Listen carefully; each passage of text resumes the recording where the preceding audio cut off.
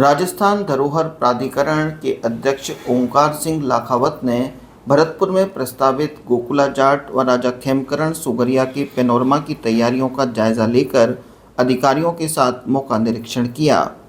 ओंकार सिंह लखावत ने कहा कि राजस्थान वीरों की भूमि रही है। यहाँ के ऐतिहासिक पुरुषों के त्याग बलिदान से युवाओं को प्रेरणा लेने के लिए सरकार द्वारा पेनोरमा बनाए जा रहे हैं। इससे पर्यटन को बढ़ावा मिलने के साथ साथ सांस्कृतिक धरोहरों के संरक्षणों का कार्य पूरा होगा। उन्होंने नगर विकास न्यास के अधिकारियों के साथ चर्चा कर पेनोरमा निर्माण की प्रगति एवं कार्य योजना के बारे में जानकारी ली तथा प्रस्तावित स्थलों का मौका निरीक्षण किया। इस अवसर पर यूआईटी सचिव ऋषभ मंडल, एसीईओ जिला परिषद शैलेंद्र सिंह, नगर विकास न्यास के अधिशासी अभियंता टीपी शर्मा सहित संबंधित अधिकारी उपस्थित रहे। बाद में राजस्थान धरोहर प्राधिकरण अध्यक्ष ओंकार सिंह लखावत को भाजपा कार्यालय पर भाजपाइयों ने स्वागत किया। पत्रकारों से वार्ता करते हुए ओंकार सिंह लखावत ने केंद्र सरकार की बजट की जमकर सराहना की। इस मौके पर भाजपा के जिलाध्यक्ष मनोज भारद्वाज सहित अनेक पदाधिकारी मौजूद रहे। आज जो हमारा यहाँ प्रवास है, उस प्रवास के पीछे हेतु ये कि भारत सरकार का जो बजट आया है,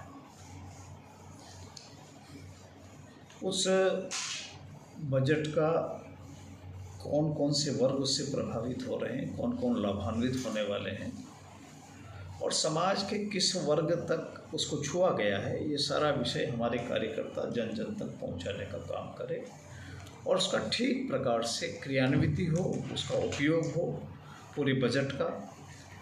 भारत सरकार का बजट गांव और गरीब के कल्याण के लिए है। गरीब की भूख मिटाने के लिए अन्य योजना से उसको एक प्रमुख स्थान इसमें दिया है। महिला विकास इसके अंदर सम्मिलित है। रहने के लिए मकान का प्रावधान किया गया है। खेती की प्राथमिकताएं और खेती के संरक्षण, उसका मूल्य और खेती को स्टोरेज करने के लिए जो अनाज है उसके लिए विशेष व्यवस्था इसमें की गई है। रोज़गार के लिए, स्वरोज़गार के लिए अपने हाथ से हम खड़े हो सकें, उसके लिए विशेष प्रकार की प्रशिक्षण, विशेष प्रकार के धन उपलब्ध कराने का काम भारत सरकार ने किया है।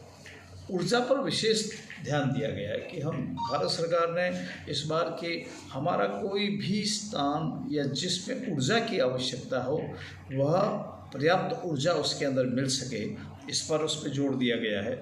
शहरों के ऊपर पिछले कई वर्षों से कंसंट्रेशन नहीं था, केंद्र नहीं होता था, शहर धीरे धीरे उपेक्षित होने लग गए थे।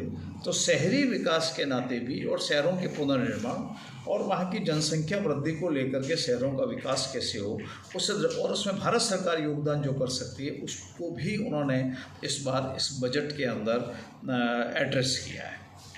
कृषि उत्पादन हमारा और तेज़ी से बढ़े ताकि किसान की माली हालत उसमें से ठीक हो और हम एक भी घर ऐसा ना रहे कि जिसमें खाने के लिए अनाज ना हो, कोई ऐसा व्यक्ति न रहे कि जिसको शाम को रोटी खाने में कोई दिक्कत आती हो, परेशानी इसमें से आती हो। इसमें से भी रोज़गार के उत्पादन को कैसे बढ़ाया जा सकता है, इस पर जोर दिया है। हमारा जो यहाँ की जो खेती है वो केवल केमिकल फर्टिलाइज़र के आधार पर नहीं बल्कि ऑर्गेनिक के आधार के ऊपर हमारी जो खेती है उसमें समृद्धि लाई जाए, इस बात के लिए व्यवस्था की गई है। केंद्र सरकार नौजवान लोगों का कौशल प्रशिक्षण के लिए उन्होंने विशेष व्यवस्था इसके अंदर की है कि नौजवान आदमी काम करना चाहता है तो उसको प्रशिक्षित करने का काम करे और उसको संसाधन देने का काम भी इसके अंदर किया जाना चाहिए।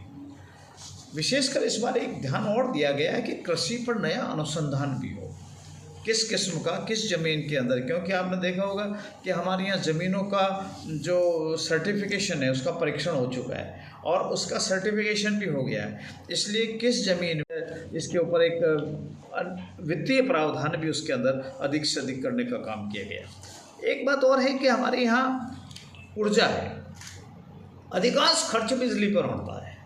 घरों के बिल आते हैं, लोग कहते हैं साहब 2.5 गुना आ गया, 3 गुना आ गया, मीटर कैसा हो गया, मीटर ख़राब हो गया, क्या तेज़ चल रहा है क्या।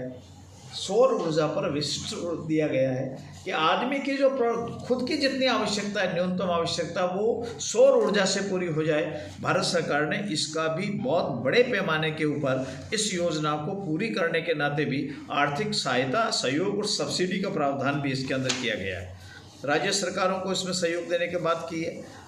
कुल मिला के यूँ कह सकते हैं कि ये गरीबी उन्मूलन, किसान के विकास के लिए, गांव और शहर के आगे बढ़ाने के नाते समयबद्ध रूप से भारत को आर्थिक दृष्टि से हमारे हाथ को काम मिल जाए, हिंदुस्तान का आदमी समृद्ध हो जाए, हिंदुस्तान समृद्ध हो जाएगा। और हम ऐसा मान के चलते हैं कि हम दुनिया की अग्रणी आर्थिक व्यवस्था में आए हैं। तो हमारी आज पार्टी की मीटिंग है और हमने तय किया है कि ये सारे जो भारत सरकार ने अपने केंद्र के बजट में प्रावधान किए हैं, उन प्रावधानों से नीचे तक पहुंचाया जाए। जो उससे लाभान्वित होने वाला वर्ग है तो उसको पता चल जाए कि भारत सरकार ने, मोदी जी ने क्या किया है और मुझे कहाँ से क्या लाभ मिल सकता है। आज उसके लिए हमने बैठक आयोजित की थी और आपके मार्फत भी हम ये बात कहना चाहते हैं कि जो अच्छे काम हैं